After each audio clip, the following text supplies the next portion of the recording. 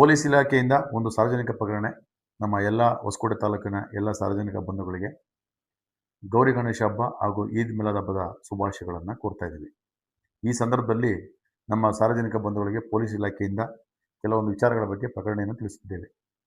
ಮೊದಲನೇದಾಗಿ ನಾವು ಹೊಸಕೋಟೆ ಟೌನಲ್ಲಿ ಟ್ರಾಫಿಕ್ ತುಂಬ ಕ್ಲಿಷ್ಟಕರವಾಗಿದ್ದು ತುಂಬ ಜಾಮ್ ಆಗ್ತಾ ಇದೆ. ಸಾರ್ವಜನಿಕರು ಸಹ ಇದರ ಬಗ್ಗೆ ಅಸಮಾಧಾನವನ್ನು ವ್ಯಕ್ತಪಡಿಸಿರೋದನ್ನು ಕಂಡು ಬರ್ತಾ ಇದೆ.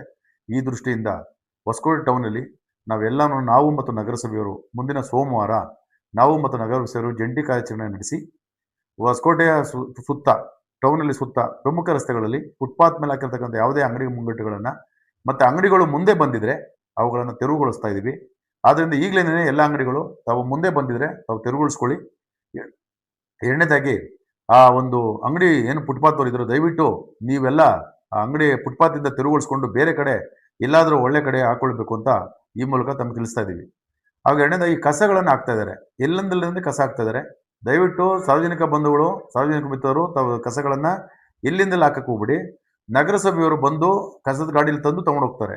ಅಲ್ಲಿವರೆಗೂ ನೀವು ಕಾಯಬೇಕು. ಅದನ್ನು ಬಿಟ್ಟು ನೀವು NH ಅಕ್ಕಪಕ್ಕ ರಸ್ತೆಗಳಲ್ಲಿ ಗಾಡಿಗಳಲ್ಲಿ ಹೋಗುವಾಗ, ಬೈಕ್ಗಳಲ್ಲಿ ಹೋಗುವಾಗ ಎಲ್ಲೆಂದರಲ್ಲಿ ಹೇಳಿ ಕಸದ ಮಾಡ್ತಾ ಇದ್ದೀರಾ. ನಮ್ಮ ಹೊಸಕೋಟೆ ಕಸದ ರಾಶಿ ಥರ ಕಾಣ್ತಾ ಇದೆ. ದಯವಿಟ್ಟು ಅದಕ್ಕೆ ಅವಕಾಶ ಮಾಡಿಕೊಡ್ಬೇಡಿ. ಈಗಾಗಲೇ ನಾವು ಎಲ್ಲೆಲ್ಲಿ ಕಸ ಹಾಕ್ತೀರೋ ಅಲ್ಲಿ ನಾವು CCTVಗಳನ್ನು ಅಳವಡಿಸಿ ಅಲ್ಲಿ ಯಾರು ಕಸ ಹಾಕ್ತೀರಿ ಅವ್ರನ್ನ ಗುರುತಿಸಿ ನಾವು ಅವ್ರ ಮೇಲೆ ಪ್ರಕರಣವನ್ನು ದಾಖಲಿಸ್ತೀವಿ.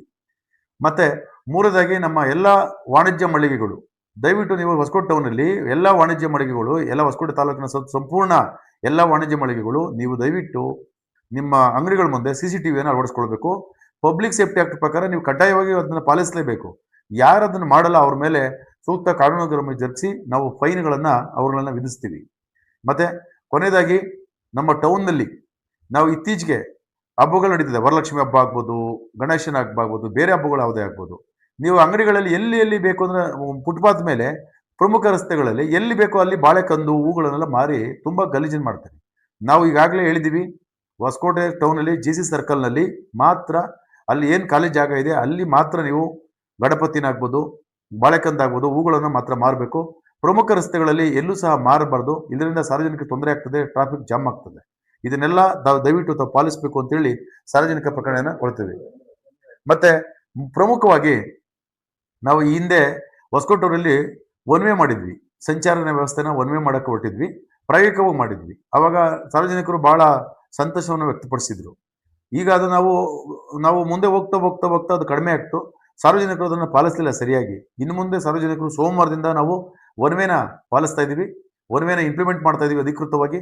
ನಾವೇನು ಒನ್ ವೇ ಅಂತ ಮಾಡಿದ್ದೀವಿ, ಸಾರ್ವಜನಿಕರ ಸಂಚಾರ ಸುವ್ಯವಸ್ಥೆ ಚೆನ್ನಾಗಿರಲಿ ಅಂತ ತಾವೆಲ್ಲ ಅದನ್ನೆಲ್ಲ ಪಾಲಿಸಬೇಕು ಅಂತೇಳಿ ನಮ್ಮೆಲ್ಲ ಹೊಸಕೋಟೆಯ ಸಾರ್ವಜನಿಕ ಮಿತ್ರರಿಗೆ ಮನವಿ ಮಾಡ್ಕೊಳ್ತೀವಿ. ನಮಸ್ಕಾರ.